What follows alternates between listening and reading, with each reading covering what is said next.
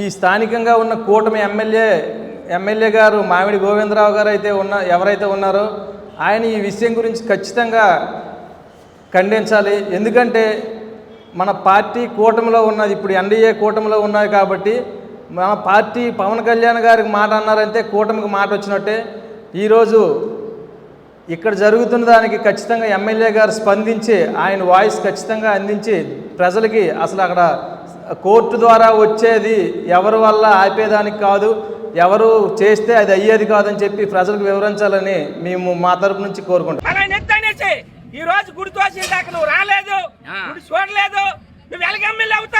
నమస్కారం. ముందుగా ఇక్కడికి వచ్చిన మీడియా మిత్రులకి జనసేన పార్టీ పాతపట్నం తరపున ధన్యవాదాలు. ఈరోజు ఈ మీడియా సమావేశానికి ముఖ్య కారణం ఏంటంటే గత 5 రోజులుగా మా జనసేన పార్టీ మీద కానీ మా మేడం గారి మీద కానీ మా సార్ మీద కానీ జరుగుతున్న ఈ కుట్రని మేమందరం ఖండించే విధంగా ఈరోజు ఈ ప్రెస్ మీట్ పెట్టడం జరిగింది. అసలు జరిగిన విషయం ఏంటంటే కొత్తూరు మండలంలో బిట్ 1 ప్రాంతంలో ఆల్రెడీ ఒక శివాలయం ఉంది. ఆ శివాలయం ఉన్నప్పుడు కూడా ఇంకొక శివాలయం వాళ్ళ ఊర్లో 2 గ్రూపులకి మధ్య ఉన్న విభేదాలకి వాళ్ళ ఊర్లో ఇంకొక శివాలయం నిర్మించడం జరిగింది. ఆ శివాలయం కూడా కెనాల్ గట్టుకి ఆనుకొని ఇరిగేషన్ ప్రభుత్వ భూమిలో నిర్మించడం జరిగింది. అది నిర్మించడానికి స్టార్టింగ్లోనే 2023లో ఆల్రెడీ ఎవరైతే ఆ వ్యక్తి ఉన్నారో ఆ శ్రీని గారు మండల ఆర్డీఓ నుంచి ఎంఆర్ఓ నుంచి అందరికి కంప్లైంట్ ఇవ్వడం జరిగింది. ఎంఆర్ఓ గారు ఆ రోజైతే అక్కడ ఇది ప్రభుత్వ స్థలము, ఎటువంటి కట్టడాలు ఇక్కడ కట్టకూడదని చెప్పేసి ఆయన బోర్డు కూడా పెట్టడం జరిగింది.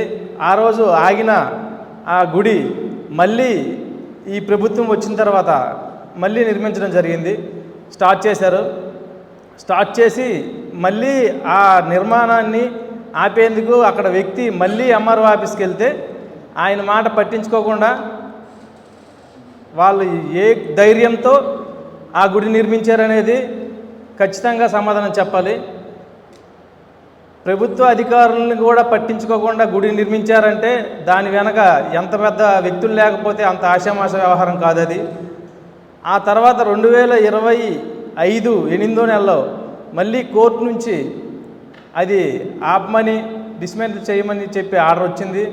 అయినప్పుడు కూడా వాళ్ళు పట్టించుకోకుండా ప్రారంభానికి రెడీ చేస్తుంటే అప్పుడు ఆ వ్యక్తి అయితే ఎవరున్నారో ఆయన ఎంఆర్ఓ గారికి, ఆర్డీఓ గారిపై, కలెక్టర్ గారిపై కంటెంప్ట్ కోర్టుకి వెళ్ళడం జరిగింది.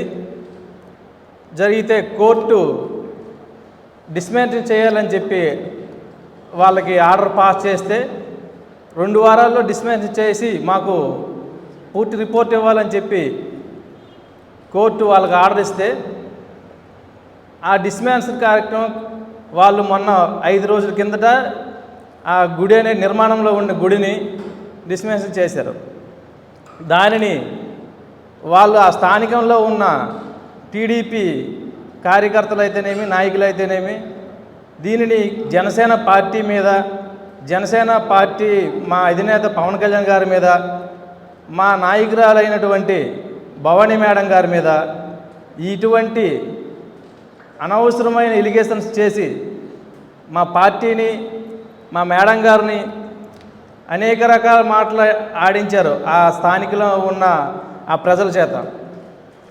అంతేకాకుండా ఈరోజు మీ అందరికీ మేము తెలియజేసింది ఏమనగా మా మేడం గారు కానీ, మా రవికుమార్ సార్ కానీ, మా కళ్యాణ్ గారు కానీ సనాతన ధర్మం మీద ఏ రోజు కూడా సనాతన ధర్మం వైపు నిల్చుని సనాతన ధర్మం గురించి ఎప్పుడు ఫైట్ చేసిన వాళ్ళే కానీ అన్యాయం జరిగితే ఏ రోజు కూడా సనాతన ధర్మానికి వ్యతిరేకంగా వెళ్ళే మనుషులు కాదు.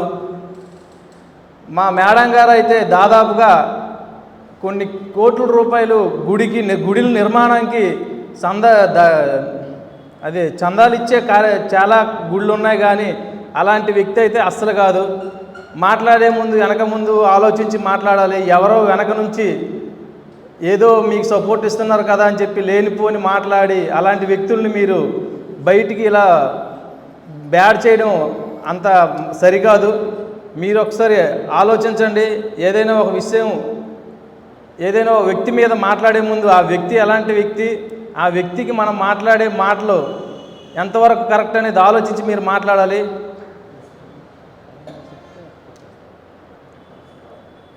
ఇంకో విషయం ఏంటంటే, అక్కడ మీ మీద మా మేడం గారు చెప్తే గుడి కొట్టేశారని చెప్పే విధంగా వాళ్ళు క్రియేట్ చేసి ఇచ్చేశారు. మా మేడం గారు చెప్తే కొట్టేస్తారు ఆ గుడి. కోర్టు అనేది కోర్టులో ఉంది, కోర్టు ఆర్డర్ పట్టించి వాళ్ళు కొట్టారు. ఇది మీ ప్రజలంతా గమనించి ఈ అనవసరమైన ఈ ఎలిగేషన్స్ని తిప్పికొట్టాలని చెప్పేసి మీ అందరికీ కోరుకుంటాను. నమస్కారం. ఈరోజు మీడియా సమావేశం కారణానికి ముఖ్య కారణం, గత 5 రోజులుగా సోషల్ మీడియాలో కానీ అలాగే మెయిన్ స్ట్రీమ్ మీడియాలో కానీ మీరు చూస్తున్నారు. ఏదైతే కొత్తూరు మండలం మెట్టూరు బిక్కువలో జరిగిన ఘటన, ఆ ఘటన పైన పవన్ కళ్యాణ్ గారి మీద అలానే మా నియోజకవర్గ నాయకురాలు కొరిగాన భవానీ మేడం గారి పైన జనసేన పార్టీ పైన నిందలు వేశారో వారి కోసం ఈరోజు ప్రెస్ మీట్ పెట్టడం జరుగుతుంది. అక్కడ గుడి ఎప్పుడు గుడి కట్టడం 2023లో స్టార్ట్ అయితే దాని మీద ఇరు వర్గాలు గొడవలయ్యి పిల్లేసింది ఒక వర్గం, గుడి కడుతుంది ఒక వర్గం. అది ఎక్కడ కడుతున్నారు? ఇరిగేషన్ డిపార్ట్మెంట్ ప్లేస్లో కడుతున్నారు. దాని చుట్టూ చాలా గొడవలు అల్లుకునే ఉన్నాయి. ఇది ఈ సమయం కాదు చెప్పడం, పూర్తి వివరాలతో మళ్ళీ వస్తాం, అప్పుడు చెప్తాం అక్కడ ఏం జరిగింది అనేది క్లియర్గా. ఇప్పుడు ఏంటంటే ఏం జరిగింది, 2023లో పిల్లేస్తే 2025 కోర్టు తీర్పిచ్చింది ఏమని, గుడి ఆపమని. 2025 8వ నెల తీర్పిస్తే స్థానిక శాసనసభ్యుల దగ్గరికి అలానే కేంద్ర మంత్రివర్గం దగ్గరికి, రాష్ట్ర మంత్రివర్గాలకి విలేజ్ వాళ్ళు వెళ్ళి చెప్పడం జరిగింది. చెప్పినప్పుడు ఆయన ఏమన్నారు, కోర్టు తీర్పు ఉంది కదా అనే విధంగా సరిచేసి చూశారు. కానీ ఇక్కడ మాకు వస్తున్న ఇన్ఫర్మేషన్ ఏంటంటే స్థానిక శాసనసభ్యులు మాత్రం వాళ్ళ శాఖ నుంచి మీరు గుడి కట్టండి ఏం పర్లేదు అన్నట్టు చెప్పినట్టు సమాచారం ఉంది. కాకపోతే దానికి నిర్ధారణ లేదు కాబట్టి మేము ఏది సరిగా మాట్లాడలేకపోతున్నాం, ఇప్పుడు చెప్పలేదు. కానీ 2000 ఆగస్టులో వచ్చిన తీర్పుని ఉల్లంఘించి ఆ రోజుకి అది కేవలం పిల్లల స్థాయిలోనే ఉంది గుడి. మీకు కావాలంటే ఫోటోల రూపంలో కూడా మీకు ఆధారాలు పెట్టగలను. పిల్లల స్థాయిలో ఉన్న గుడి హైకోర్టు తీర్పిచ్చింది ఆపమని చెప్పి వితిన్ 3 monthsలో గుడిని నిర్మాణం జరిపించారు. అంటే కోర్టులో తీర్పున్నా సరే ధిక్కరించి మరి నిర్మాణం జరిపించడానికి మీకు ఎవరు సహకరించారు? మొదటి దీనిపై సమాధానం చెప్పండి. తర్వాత అది నిర్మాణం జరిగిన తర్వాత మీరు దాని శంకుస్థాపనకి కూలుకున్నప్పుడు స్థానిక ఎంఆర్ఓ వచ్చి మిమ్మల్ని అడ్డుకున్నారా లేదా? శంకుస్థాపన చేయడానికి వీలు లేదు ఇక్కడ. ఎందుకంటే ఈ గుడి వివాదంలో ఉంది.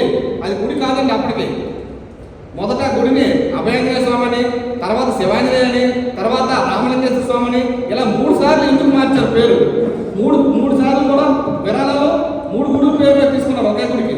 దాని వెనక ఇన్ని వివాదాలు ఉన్నాయి. దాని చుట్టూ ఉన్న ఇరిగేషన్ డిపార్ట్మెంట్లో ఉన్న భూమి పైన కూడా చాలా వివాదాలు ఉన్నాయి. ప్రతి ఒక్కరికి తెలుసు. ఇవన్నీ కోర్టు పరిధిలో ఉన్నాయి. అయినప్పటికీ హైకోర్టు తీర్పు వచ్చినా సరే మీరు ఎవరు అండతో ఆ నిర్మాణాన్ని చేశారు సరే. ఓపెనింగ్ చేద్దామన్న టైంలో ఎంఆర్ఓ చాపారు. అప్పటికే ఆగాలి కదా. ఆగకుండా దాన్ని తిరిగి మళ్ళీ దాన్ని ఒక క్రమబద్ధంగా తీసుకురావడానికి ప్రయత్నించారు. అలాంటప్పుడు ఏం చేశారు, సదరు వ్యక్తి మళ్ళీ కోర్టుకు వెళ్ళి కంప్లైంట్ చేశారు. ఎవరి మీద? ఆర్టీఓ ఆఫీసర్ల మీద, కలెక్టర్ మీద, ఎంఆర్ఓ మీద, అలానే సిఎస్ మీద వేసినప్పుడు కోర్టు వాళ్ళని పిలిస్తే వాళ్ళ మీద సమాధానం చెప్పించి వాళ్ళు 2 వారాలు టైం ఇచ్చింది కోర్టు. ఏమని, మీరు అర్జెంట్గా డిమాలిష్ చేయండి, ఎందుకు డిమాలిష్ చేయలేదని. వాళ్ళు 2 వారాలు గడువించారు కాబట్టి వాళ్ళు డిమాలిష్ చేశారు. ఇందులో అసలు జనసేన పార్టీ ఎక్కడ ఏ ఇన్వాల్వ్మెంట్ ఉందో చెప్పండి. ఉన్నదంతా 2 వర్గాలు, ఊరు, కోర్టు, అధికారులు. ఇక్కడ జనసేన పార్టీ ఎందుకు వచ్చింది? ఏ ఉద్దేశంతో? అక్కడే కోర్టు మీ గుడి కూలిపోయినా 3 రోజులకి, కానీ గుడి కూలిపోయినప్పుడు కూడా మీరు ఎవరు వీడియో చేయాలి. గుడి కూలిపోయిన 3 రోజుల తర్వాత వచ్చి మీరు ఆ గుడి కూలిపోయిన దగ్గర ఏ మీడియా మిమ్మల్ని స్పందించకపోయినా సరే మీరు మీ ఫోన్లో వీడియో రికార్డ్ చేసుకొని అది పవన్ కళ్యాణ్ గారి మీద, భవానీ మేడం గారి మీద, రవికుమార్ గారి మీద, జనసేన పార్టీ మీద నిందలేసి మీరు వీడియో చేసి పంపించారు. ఏ ఉద్దేశంతో మీరు వీడియో చేసి పంపించారు? వీడియో చేస్తే మళ్ళీ వైసీపీలో అనుకుంటారు. కాదండి, టీడీపీ సర్పంచ్, అక్కడ ఉన్న టీడీపీ సర్పంచ్ వాళ్ళ వైపు వాళ్ళకి సంబంధించిన ఎవరైతే ఉన్నారో వ్యక్తులు వాళ్ళు వీడియోలు చేసి గుడి కూలిపోయిన 3వ రోజు, ఇది కరెక్ట్ గుర్తుపెట్టుకోండి, కావాలంటే ఎంక్వైరీ కూడా మీరు చేసుకోవచ్చు. గుడి కూలిపోయిన రోజు ఎవరు ఏమి స్పందించలేదు. గుడి కూలిపోయిన 3వ రోజు పవన్ కళ్యాణ్ గారి మీద, భవానీ మేడం గారి మీద నిందలేస్తూ వీడియో చేసి పంపించారు. ఆ వీడియో పంపించడానికి కూడా చాలా పెద్ద వ్యక్తులు ఉన్నారని మాకు సమాచారం అందింది. ఇంత జరుగుతుంటే అంటే కావాలని చూడండి, ఇందులో జనసేన పార్టీ ప్రమేయం లేకపోయినా కావాలని టార్గెట్ చేసి మరి జనసేన పార్టీ నిలిపేందుకు ప్రయత్నించారు. మరి ఇంత జరుగుతున్నా సాక్షి మీడియాలో కానీ ఆర్టీవీలో కానీ ఇంత ప్రచారం చేస్తున్నా కానీ మన కూటమి ఎమ్మెల్యే స్థానిక శాసనసభ్యులైన శ్రీ మామిడి గోవిందరావు గారు ఎందుకు స్పందించడం లేదు? కూటమి పార్టీలో జనసేన పార్టీ ఉంది కదా, డిప్యూటీ సీఎం అంటే పవన్ కళ్యాణ్ గారు అందరికీ డిప్యూటీ సీఎమే కదా. మరి ఆయన మీద వచ్చిన ఎలిగేషన్స్కి కనీసం మీరు ప్రజలకి సమాధానం చెప్పాల్సిన అవసరం ఉందా? మీడియాకి సమాధానం చెప్పాల్సిన అవసరం ఉందా? ఇంతవరకు ఎందుకు మీరు చెప్పట్లేదు? అంటే మీ ప్రమేయం ఉందని చెప్పి మేము ఆలోచించాల్సి వస్తుంది సార్. ఎందుకంటే మీరు సమాధానం చెప్పట్లేదు. మీరు పదే అడుగుతున్నాం కానీ దాట వేస్తున్నారు తప్ప ముగ్గురు నలుగురు మీకు సంబంధించిన కొంతమంది గ్రూపులు వాట్సాప్లో మమ్మల్ని తిట్టడం పనిగా పెట్టుకున్నారు తప్ప దీనిపై ఎందుకు సమాధానం చెప్పట్లేదు? మీరు కూటమి ఎమ్మెల్యే కదా. ఇక్కడ స్థానికంగా 4 సార్లు టీడీపీ ఓడిపోయింది గత ఎన్నికల్లో. ఈసారి గెలిచింది. ఎవరు సపోర్ట్తో గెలిచింది? కూటమి అవడం వల్ల గెలిచింది. జనసేన ఓట్లు కూడా దాంట్లో ఏడైతే కదా గెలిచింది. ఒకసారి ఎస్కే చూడండి సార్, 4 టర్మ్లు ఇక్కడ టీడీపీ ఓడిపోయింది. ఇప్పుడు గెలిచిందంటే ఎవరి వల్ల గెలిచింది? ఇలాంటి సిచ్యువేషన్లో మీరు కూటమి ఎమ్మెల్యేగా ఉండి 5 రోజులు అవుతున్నా నేటికి పవన్ కళ్యాణ్ గారి మీద ఎంత నిందలు వేస్తున్నా, సాక్షి మీడియా అంత దీనిగా ప్రచారాలు చేస్తున్నా మీరు ఇప్పటి వరకు స్పందించకపోవడం ఏంటి? దీని వెనక ఏ కారణాలు ఉన్నాయి? ఎందుకు మీరు స్పందించలేదు? మీరు స్పందించాలని చెప్పి మేము డిమాండ్ చేస్తున్నాం. కోరడం కాదు సార్, డిమాండ్ చేస్తున్నాం జనసేన పార్టీ. ఎందుకంటే మీకోసం మేము కష్టపడ్డాం, మీకోసం మేము తిరిగాం, మీకోసం మేము ఓట్లు వేయించాం. మరి ఇప్పుడు మా అధినేత మీద, మా నాయకురాల మీద వస్తున్నప్పుడు మీరు ఖచ్చితంగా స్పందించాలి కదా. కూటమి ఎమ్మెల్యేగా మీరు ఎందుకు స్పందించలేదు? ఖచ్చితంగా స్పందించాలి.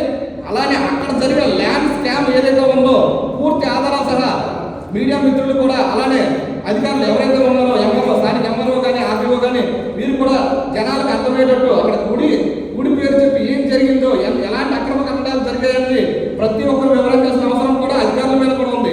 ఎందుకంటే ఈరోజు మా పార్టీ మీద వచ్చింది అంటే ప్రభుత్వం మీద వచ్చింది. ప్రభుత్వంలో మేము పోటు కదా. మరి ప్రభుత్వం మీద వచ్చినప్పుడు అధికారులు స్పందించి చెప్పాలి కదా, ప్రజలకు వివరించాలి కదా. మీరు కూడా ఎందుకు నిమ్మకు నీరెత్తినట్టు ఉన్నారు? ఇప్పటివరకు ఎందుకు స్పందించలేదు? అలానే ఇక్కడ ఆర్డీఓ కానీ ఎంఆర్ఓ కానీ స్థానిక ఎంఆర్ఓ కానీ అలానే కలెక్టర్ గారు కానీ దీనిపై ఖచ్చితంగా స్పందించాలని కోరుకుంటూ జై జనసేన, జై హింద్, జై కోరికలు.